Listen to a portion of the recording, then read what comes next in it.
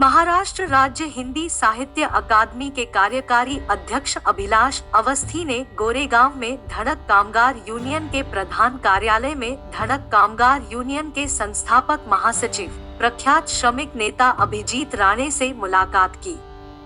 इस मौके पर दोनों के बीच कई मुद्दों पर चर्चा हुई। धड़क कामगार यूनियन के संस्थापक महासचिव प्रख्यात श्रमिक नेता अभिजीत राणे ने महाराष्ट्र राज्य हिंदी साहित्य अकादमी के कार्यकारी अध्यक्ष अभिलाष अवस्थी को उनके कार्यालय की सद्भावना यात्रा और हिंदी साहित्य में प्रभावी भूमिका निभाने के लिए सम्मानित किया। इस दौरान अभिलाष अवस्थी ने मीडिया से बातचीत की। आइए सुनते हैं उन्होंने क्या कहा। अरे बहुत मैं आभारी हूँ अभिजीत राणे साहब हमारे वर्षों पुराने मित्र हैं और मेरे मित्र होने के अलावा एक पूरे मुंबई और महाराष्ट्र के जाने माने व्यक्ति हैं और धड़क कामगारों के लिए जिन्होंने अपनी जवानी के दिनों से बल्कि छात्रावस्था के लिए बड़े काम किए, जितना हम लोग जानते हैं उनके विषय में। और वन मैन शो जिन्होंने छोटी छोटी जगह में जाके कामगारों के लिए संघर्ष किया, चाहे वो फिल्म क्षेत्र के कामगार हों, चाहे छोटी दुकानों के कामगार हों, चाहे फैक्ट्रियों के, वहाँ उनके लिए संघर्ष किया। और साथ में केवल इतना ही नहीं किया, इन्होंने साथ में मराठी का अखबार भी निकाला, साथ में हिंदी का अखबार भी निकाला। इतने बड़े कई काम करने के बाद जो है जाहिर सी बात है कि मुझे पता है कि मैं आज उनके हाथों सम्मानित हुआ हूँ, तो मेरे लिए गौरव की बात है कि एक ऐसा व्यक्ति जो महाराष्ट्र की सामाजिक पृष्ठभूमि का है, जो व्यक्ति जो महाराष्ट्र की राजनीति से गहरे जुड़े हुए हैं, ऐसे व्यक्ति के हाथों सम्मानित होकर मैं उनके प्रति बहुत सम्मान से भर गया और जैसा उन्होंने सोचा वैसे मैं आगे चलकर उनकी तमाम चीज़ों में उनके साथ हूँ। हमें उनके लिए शुभकामनाएं दें। देखिए क्या है, राम मनोहर त्रिपाठी, नंद किशोर नौटियाल से लेकर आखिरी में कई अध्यक्ष हुए महाराष्ट्र राज्य हिंदी साहित्य अकादमी में। इस समय मुझे अध्यक्ष बनाया है। जाहिर सी बात है कि वो ये चाहते हैं कि हिंदी का प्रचार प्रसार अब महाराष्ट्र के क्षेत्रों में और ज़्यादा तीव्रता के साथ हो, तो मैं उसमें कोशिश करूंगा। इसके लिए मैंने 2-3 चीज़ें सोच के रखी हैं। पहला कि मैं कारपोरेट्स के बीच में जाऊंगा, दूसरा मैं फिल्म वालों के बीच में जाऊंगा, तीसरा मैं साहित्य, ये जो अखबार के अतिरिक्त जो साहित्य के लोग हैं उन तक जाऊंगा। फिल्म वालों के बीच में जाकर मुझे उनसे ये कह, अभी मैं गया था स्क्रीन राइटर्स एसोसिएशन में, वहाँ पर जाकर मैंने ये चर्चा की थी कि किस ढंग से विक्रांत जी, किस ढंग से हम फिल्मों में और सरल हिंदी दें, ऐसी हिंदी दें हिमांशु जी कि वो हिंदी ग्राह्य हो, है ना। ये हम महाराष्ट्र में रहते हैं, तो अब जैसे बहुत सारी पटकथाएं हैं जो वो अन्यत्र अंग्रेजी की भाषा में लिखी जाती है, तो हिंदी फिल्म है उसमें पटकथा जो है लिखी जाती है वो रोमन में लिखी जाती है या कैसे लिखी जाती है। तो मैं उनको सलाह दूंगा, मैं उनसे प्रार्थना करूंगा कि हिंदी के प्रचार प्रसार के लिए आप अपनी पटकथा भी जो है पूर्ण देवनागरी में लिखाएं, है ना, ताकि हीरो हीरोइन को पढ़ने में आसानी हो। और जो लिखने वाले आए हैं तो हिंदी भाषी क्षेत्रों से, वो दूसरा कारपोरेट्स में भी अधिकतर काम अंग्रेजी में होते हैं, तो हम वहाँ पर मांग करें। देखिए मैं एक बात कहना चाहता हूँ कि जो सरकारी बैंक हैं, सरकारी रेलवे हैं या दूसरी ONGC, इन जगह पर तो हिंदी अधिकारी हैं, लेकिन जो कारपोरेट्स हैं उनके यहाँ कोई हिंदी अधिकारी नहीं। तो मैं उनसे एक निवेदन करूँगा कि मैं अंग्रेजी के प्रचलन के खिलाफ नहीं जाने वाला हूँ, आप खूब काम करिए, लेकिन आप जैसे रेमंड हैं, सिंघानियाज हैं, जैसे एस कुमार हैं, इन लोग के हजारों कर्मचारी हैं।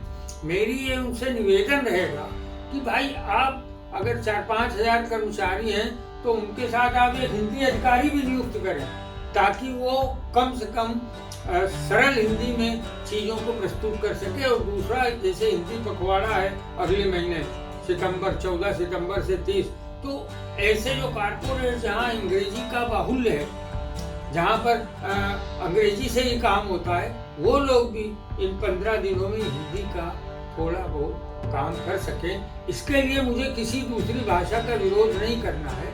हम हर भाषा को चलते देना रहना चाहते हैं, लेकिन उसके बीच में हमारी कोशिश रहेगी और हमारा निवेदन रहेगा कि आप हिंदी को थोड़ी प्रमुखता दें और ज़्यादा, जो आपकी सरकार में हो। और हम एक चीज़ और भी मैंने इसमें अंतिम बोलना हो इस प्रश्न के कि अकादमी आपके द्वारा, हिंदी अकादमी, हम बैठ के खाली प्रेस रिलीज नहीं भेजना चाहते, हम खाली बैठ के पर्चा छपा के नहीं भेजना चाहते। हम जैसे अभी माननीय मित्र अभिजीत राणे साहब से मिलने बम्बई मित्र के कार्यालय, धड़क कामगार यूनियन के कार्यालय में खुद आया था।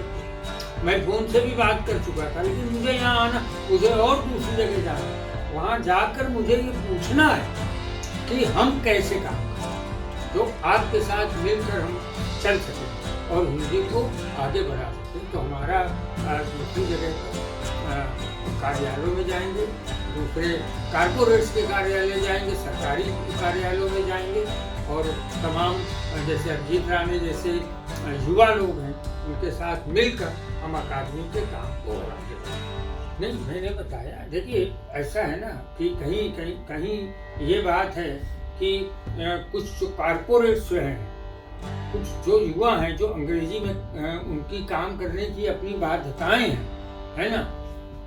लेकिन जब मैं उनसे बात करता हूँ, आप जैसे आपने कहा कि हिंदी खत्म होती है, ऐसा नहीं है, और उर्दू को प्रमुखता मिलने ऐसा भी नहीं है। एक्चुअली है क्या कि एक हिंदुस्तानी भाषा है जिसमें उर्दू और हिंदी मिली हुई है, उस हिंदुस्तानी भाषा का प्रचार हो रहा है और वही एक्चुअली हिंदी साहित्य का आधार बनने वाली है। तो ऐसा नहीं है कि उर्दू का बड़ा प्रचार हो रहा है या अंग्रेजी का बड़ा हो रहा है, हिंदी ही है जो पूरी दुनिया में सबसे ज़्यादा बोलने वाली भाषा है। इस पर सामना में और दूसरे अखबारों में कई लेख लिखे गए हैं। तो और कई बार बाध्यता है, कंप्यूटर की अपनी बाध्यताएं हैं कि वो जो है वो अंग्रेजी में उन्हें काम करना पड़ता है। जो विदेशी मल्टीनेशनल कंपनीज हैं उनकी अपनी बाध्यता है। वही मेरा आपसे है कहने का कि जो मल्टीनेशनल कंपनीज हैं, जो बड़े बड़े बिल्डर्स हैं, जो बड़े बड़े दूसरे वो, उन लोगों को मैं निवेदन करने जा रहा हूँ कि आप अपने यहाँ एक हिंदी अधिकारी रखें जिससे हम कॉन्टेक्ट कर सकें और वो आपके साथ मिलकर हिंदी के प्रचार प्रसार में काम करें। और हम यहाँ के प्रकाशक हैं जो महाराष्ट्र के प्रकाशकों से भी जाकर फोन पे खाली नहीं, जैसे प्रत्यक्ष प्रकाशन है, जैसे प्रलेख प्रकाशन है, जैसे आरके पब्लिकेशन है, जैसे बहुत सारे पब्लिकेशन है, मैं इनके पास जा रहा हूँ, इनको बोल रहा हूँ कि आप हिंदी की किताबें छापिए। और मैं एक बात और कहना चाहता हूँ प्रकाशकों से मिलके कि भाई कि जो हिंदी के लेखक ज़्यादा लिखें, इसके लिए कम से कम उनको रॉयल्टी देनी चाहिए अच्छी। तो जैसे हम जैसे लोग हैं, हम लोग के बाद की पहले की पीढ़ी है जो अब घर पे बैठ के किताबें लिख रहे हैं, तो अगर उनके एक आकर्षक एक अमाउंट की रॉयल्टी मिलती रहेगी तो हिंदी की किताबें भी बहुत लिखी जाएगी और हिंदी की किताबें छपेंगी भी और युवकों की समस्याओं और युवकों को आकर्षित। अब फैमिली मैन है OTT पे, देखो मित्र ऐसा है, आपका ये कहना कि हिंदी लुप्त होती जा रही है, ये नहीं है, ये सच नहीं है। एक्चुअली हिंदी का प्रचार प्रसार ज़्यादा हो रहा, पहले लिख कर आती थी, पहले किताबें आती थी, है ना। अब मैं आपको एक बात बताना चाहता हूँ कि जब TV चैनल्स आए थे तब मैं धार्मिक पत्रिका में था। धार्मिक पत्रिका देश की सबसे बड़ी पत्रिका है। तो हम लोग को लग रहा था ये चैनल आ रहे हैं तो हम लोग के काम जरा वो हो जाएंगे, लेकिन न्यूयॉर्क टाइम्स में एक लेख छपा कि जब से अमेरिका में चैनल्स आए तब से प्रिंट मीडिया का सर्कुलेशन बढ़ गया। ये अजीब बात है। तो उसी तरीके से यहाँ पर जब जिस ढंग से बढ़ते जाए कि OTT प्लेटफॉर्म आ गए तो उसमें भी तो हिंदी आ रही है। किताब देखिए, युवक हिंदी नहीं पढ़ रहे हैं, आप सही बोल रहे हैं। हमारे मेरे ख्याल से मेरे घर में जो लाइब्रेरी है, मैं अभिलाष अवस्थी के घर में जो लाइब्रेरी है, शायद हमारे बाद के बच्चे अपने घर में लाइब्रेरी नहीं रखते। लेकिन उनके घर में सीडी होगी, उनके घर पेन ड्राइव में होगी हिंदी, उनके घर तो हम कहाँ पत्रों में छाल में लिखते थे, कागज में लिखे। आज वही OTT प्लेटफॉर्म में, वही सीरियल्स में, वही फिल्मों में हिंदी आ रही, तो हिंदी लुप्त नहीं हो रही है, हिंदी बढ़ रही है। महाराष्ट्र राज्य हिंदी अकेडमी का सबसे बड़ा काम होगा कि जो हिंदी है उसको हम और आगे बढ़ाने के लिए मैं उन संस्थानों, लेखकों, प्रकाशकों और दूसरे तमाम लोगों से अनुरोध करें कि आप हिंदी को बढ़ाने के लिए करें। अभिजीत राणे जैसे युवा लोग हमारे साथ हैं और हम उनसे भी यही अनुरोध करने आए हैं कि आप, मैं तो खुद हिंदी के अखबार निकालते हैं, मराठी का अखबार निकालते हैं, पत्रिका निकालते हैं, ऐसे ही उनसे उन्हीं के साथ मिलकर हम लोग विभिन्न क्षेत्रों में हिंदी के विकास के लिए काम करें।